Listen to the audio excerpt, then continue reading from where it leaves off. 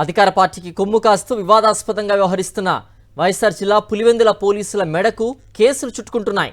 ఇటీవల దివంగత సీఎం వైఎస్ఆర్ విగ్రహానికి కట్టిన టీడీపీ జెండాలు తొలగించారని వైఎస్ఆర్సీపీ కౌన్సిలర్ పార్నపల్లి కిషోర్తో పాటుగా 13 మందిని అరెస్ట్ చేసిన పోలీసులు వారిని చిత్రహింసలకు గురిచేశారు.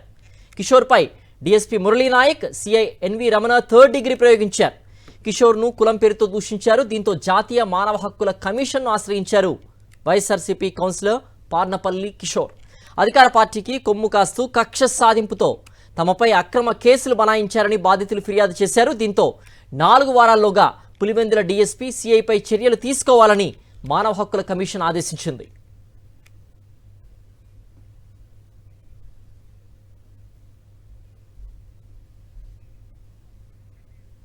అత్యంత వివాదాస్పద అధికారులుగా ఇద్దరికి పేరుంది. కాల్చి పడేస్తానంటూ గతంలో ప్రజలపై డీఎస్పీ మురళీనాయక్ జులుం ప్రదర్శించడం తీవ్ర వివాదాస్పదమైంది. ఇప్పటికే పట్టపగలు పోలీస్ స్టేషన్లో లంచం తీసుకుంటూ అడ్డంగా ఏసీబీకి దొరికారు SI Anil, CI NV Ramana. అదే కేసులో డీఎస్పీ మురళీనాయక్ ప్రమేయం ఉందనే ఆరోపణలపై ఓ రోజంతా విచారణ జరిగింది. డీఎస్పీ మురళీనాయక్ చెప్పడం వల్లే తాను లంచం తీసుకున్నానంటూ ఏసీబీకి చెప్పారు సింహాద్రిపురం ఎస్ఐ అనిల్ కుమార్.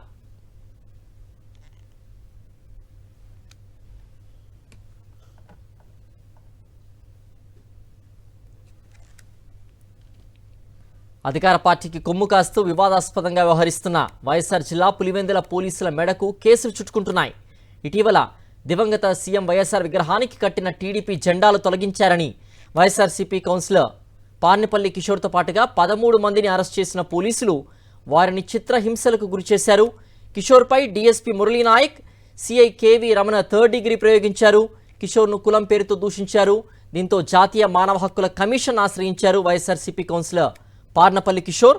అధికార పార్టీకి కొమ్ము కాస్తూ కక్ష సాధింపుతో తమపై అక్రమ కేసులు బనాయించారని బాధితులు ఫిర్యాదు చేశారు. దీంతో 4 వారాల్లోగా పులివెందుల డీఎస్పీ సిఐపై చర్యలు తీసుకోవాలని మానవ హక్కుల కమిషన్ ఆదేశించింది.